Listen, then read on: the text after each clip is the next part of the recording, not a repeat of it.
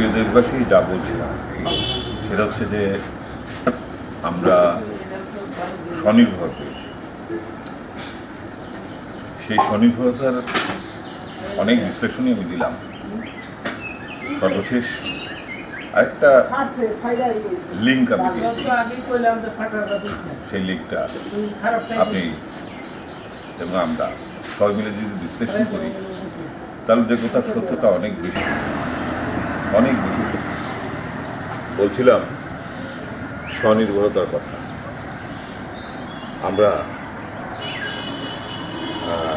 24শে 5ই আগস্টের পর আত্মনির্ভরশীল হয়েছি এবং হয়েছিলাম। সেই পর্যায়ে নিয়ে কথা বলছিলাম। সেই পর্যায়ে কথা বলতে বলতে এক পর্যায়ে আমি সব কিছু বিশ্লেষণ করেছি। বিশ্লেষণ করার পরেও আরেকটা বিশদ বিষয় যেটা বিশ্লেষণ করা জরুরি, সেই জরুরি বিষয়টা বিশ্লেষণ করার জন্য আমি বাসায় এসে চিন্তা করলাম যে এটা তো বলা উচিত। ছাদে উঠে তাই একটু লিঙ্ক দেওয়া শুরু করলাম। লিঙ্ক ব্যাপার, আমরা বাঙালিরা, বাংলাদেশের মানুষরা, যারা জনগণ, তারা দেখেছি 2024শে 5ই আগস্ট পর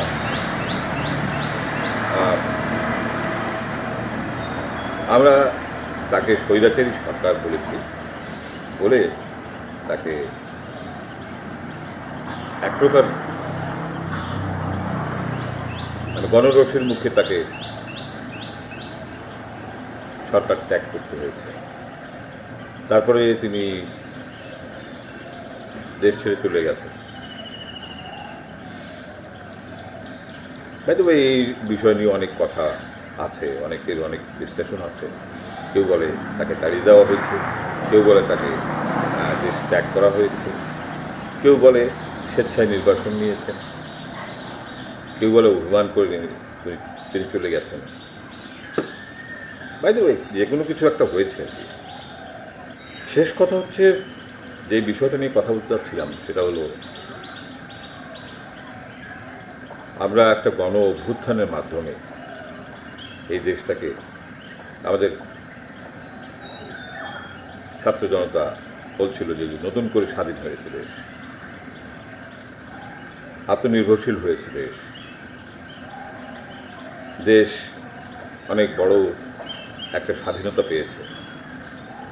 তার নমুনা হিসেবে আমরা অনেক কিছুই দেখেছি। আমি যেগুলো পূর্বে বিশ্লেষণ করেছি, কি হয়নি। মুসলমান ধর্মমতে কবর দেওয়া মানুষকে টেনে হিঁচড়ে কবর থেকে তুলে জ্বালিয়ে দেওয়া হয়েছে।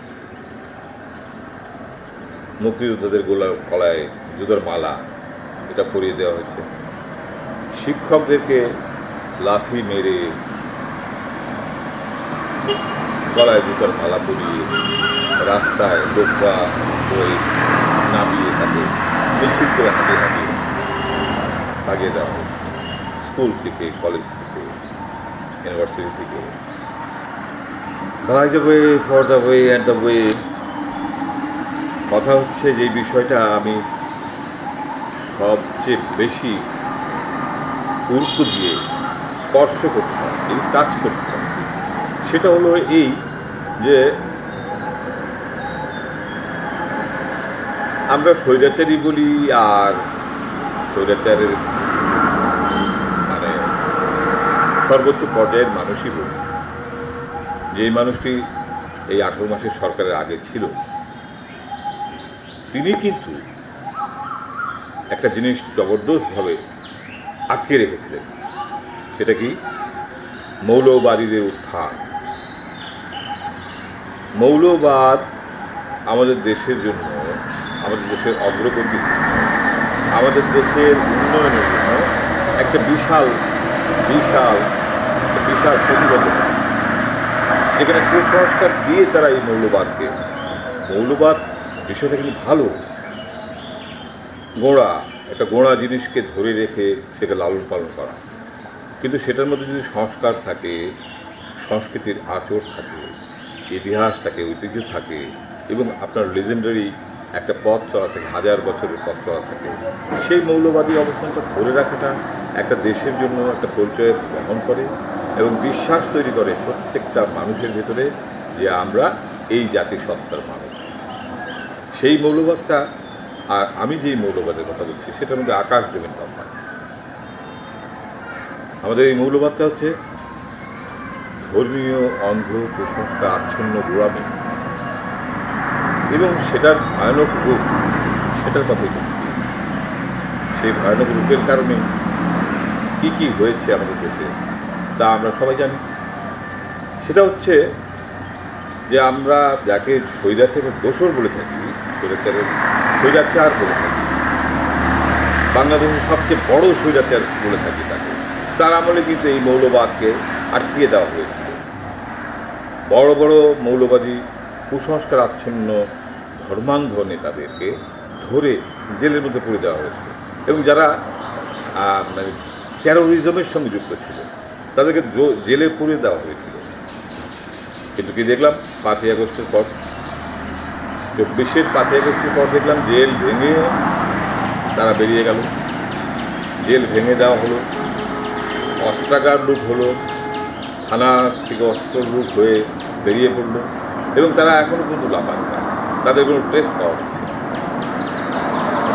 এবং একই সঙ্গে সঙ্গে দেখলাম যে বিভিন্ন দেশের স্লোগান আমাদের দেশের মানুষরা, মানে আমরা বলি না আমরা হুজুগে চলি, কোনো বাদ বিচার না করেই আমরা চলি, সেই স্লোগান দিয়ে তাদের পতাকা উত্তোলন করে ইউনিভার্সিটিতে, প্রাইভেট ইউনিভার্সিটিতে, বাংলাদেশের রাস্তায় রাস্তায় মিছিল করা হয়েছে, যা বাঙালি সংস্কৃতির নয়। আমাদের হাজার বছরের ঐতিহ্যের সংস্কৃতি, সেই সংস্কৃতি যদি অপর দেশের সংস্কৃতিকে লালন করে তাহলে ধরে নিতে হবে যে এখানে একটা বড় ধরনের অন্ধ অনুসরণ করা হচ্ছে। By the way, for the way, and the way, আবার বলছি যে এই মৌলবাদের অবস্থানটা অনেক বেশি উত্থান হয়েছে আমাদের দেশে, এখনও পর্যন্ত বিরাজ করে। বর্তমান সরকারকে পর্যন্ত এই টলমল অবস্থা তৈরি করে দিচ্ছে এই অবস্থা। তারা এত প্রখর, এত নখর এবং এত বেশি শক্তিশালী অবস্থান তৈরি করে রেখেছে, সর্বত্রই তারা বিরাজমান। একটা অবকাঠামো, গণতান্ত্রিক অবকাঠামো চালাতে গেলে, একটা সুষ্ঠু গণতান্ত্রিক পরিবেশ নিয়ে একটা দেশ সামনে উন্নয়নের দিকে এগিয়ে নিতে গেলে সবার আগে প্রয়োজন আপনার নিজস্ব সংস্কৃতি এবং আপনার নিজস্ব শিক্ষা। এই দুটো মেরুদণ্ডই আমাদের উপরে আঘাত করা হয়েছে। এই যে আমি নাটকের মানুষ, গণমাধ্যমের মানুষ, আমাদের নাটক, আমাদের সংস্কৃতি, আমাদের শিল্প, আমাদের সাহিত্য এখন প্রায় নিভু নিভু অবস্থা। এবং আমাদের শিক্ষা ব্যবস্থাটা দেখুন, 24-এর পর থেকে ছাত্ররা আন্দোলন করার পরে আন্দোলন করতে করতে করতে করতে আজকে এই পর্যন্ত এসেছে 26শে জুন মাস চলছে। আমার দেখা মতে, আমার বোঝা মতে, আমার জানা মতে তারা এখনও পর্যন্ত ইউনিভার্সিটি কেন্দ্রিক, কলেজ কেন্দ্রিক এবং শিক্ষকতা কেন্দ্রিক আপনার অবস্থানের মধ্যে নেই। তারা যায়নি, এখনও পর্যন্ত ঘরে ঢুকে নেই। ভাই, এই অবস্থাটা যদি চলতে থাকে তাহলে আমাদের আগামী জেনারেশন কী করবে? যারা দেশ লিড করবে তাদের পথ কী হবে? তারা কি অবস্থায় নিয়ে যেতে পারে দেশটাকে, সেটা ভাবা উচিত। তো এই যে মৌল সংস্করণ, মৌলবাদিতা এবং এই যে আমাদের মানে এটার ভয়ঙ্কর রূপ, দেশের ডেভেলপমেন্টের জন্য হতো যদি তাহলে ভালো হতো। দেশের ডেভেলপমেন্ট দেশটা পিছিয়ে দিত। আজকে এখানে মদ, কালকে এখানে মদ, পরশুদিন ওটা ভাঙছে, কারখানা ভাঙছে, নিজস্ব রাষ্ট্রীয় সম্পদ ধ্বংস, এই সমস্ত করা হচ্ছে। সো দ্যাট রিজন আমাদেরকে সচেতন হতে হবে। এদেশের মানুষকে তো সর্ষের ভিতরে ভূত থাকলে সেই ভূত তাড়াবেন কীভাবে?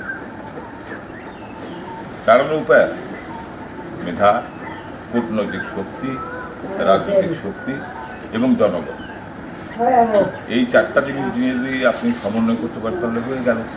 এদেশের মানুষকে সচেতন হতে হবে এবং সচেতনতার বীজ নিয়ে আমাদেরকে এগিয়ে যেতে হবে।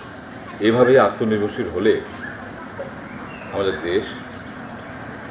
দেশ মাতৃকা, আমাদের দেশের জনগণ, আমাদের দেশের সাধারণ খেটে খাওয়া মানুষ এবং যারা মধ্যবিত্ত শ্রেণীর তারা শিক্ষায় দীক্ষায় অনেক কিছুতে পিছিয়ে থাকবে এবং বহির্বিশ্বের সঙ্গে যোগাযোগে পিছিয়ে থাকবে। কোথায় সারা বিশ্বে কোন জায়গায় চলে গেছে, মঙ্গল গ্রহ নিয়ে বহুত কিছু গবেষণা হচ্ছে, চাঁদে তো সেই কবে আগে গেছে মানুষ। আমরা এখনও মধ্যযুগীয় অবস্থানের নিচের অবস্থান নিয়ে ওর বাড়ির মানুষটি এতগুলো গরু এতগুলো ছাগল কীভাবে উৎপাদন করলো, কীভাবে নিয়ে আসলো, এই নিয়ে তার সঙ্গে ডিপ্লোম্যাটিক অবস্থান তৈরি করে তাকে নিচে নামানোর চেষ্টা করছে। শিক্ষা দীক্ষায় কেউ এগিয়ে গেলে তাকে পা ধরে টেনে নামানো হচ্ছে, কেউ খেলাধুলায় এগিয়ে গেলে, কেউ শিল্প সংস্কৃতির নাটকে এগিয়ে গেলে তাকে পা ধরে নামানো হচ্ছে। এগুলো তো একটা দেশের উইং, এগুলো একটা দেশের মেরুদণ্ড, এগুলো একটা দেশের জন্য অ্যাম্বাসিডর রূপ, দূত হিসাবে কাজ করে বহির্বিশ্বে। তো এই বিষয়গুলো যদি আমরা না বুঝি তাহলে আমাদের দেশ ওই যে বলবো তথাকথিত আত্মনির্ভরশীলতা, স্বনির্ভর বাংলাদেশ হয়েছে, আমরা স্বাধীন হয়েছি। যাই হোক, এই বিগত 18 মাসে আমরা এইভাবে করে স্বাধীনতা পেয়েছি এবং এইভাবে করে আত্মনির্ভরশীল হয়েছি, এভাবে স্বনির্ভর হয়েছি। পরিশেষে আমি সবার কাছে ক্ষমা চেয়ে নিচ্ছি যদি কোনো ভুল হয়ে থাকে। আমার আশা করি ভুল হওয়াটাই বাঞ্ছনীয়। ভুল হয়ে থাকলে আমাকে ক্ষমা করবেন, আমি ক্ষমা চেয়ে নিচ্ছি। ধন্যবাদ। আল্লাহ হাফেজ।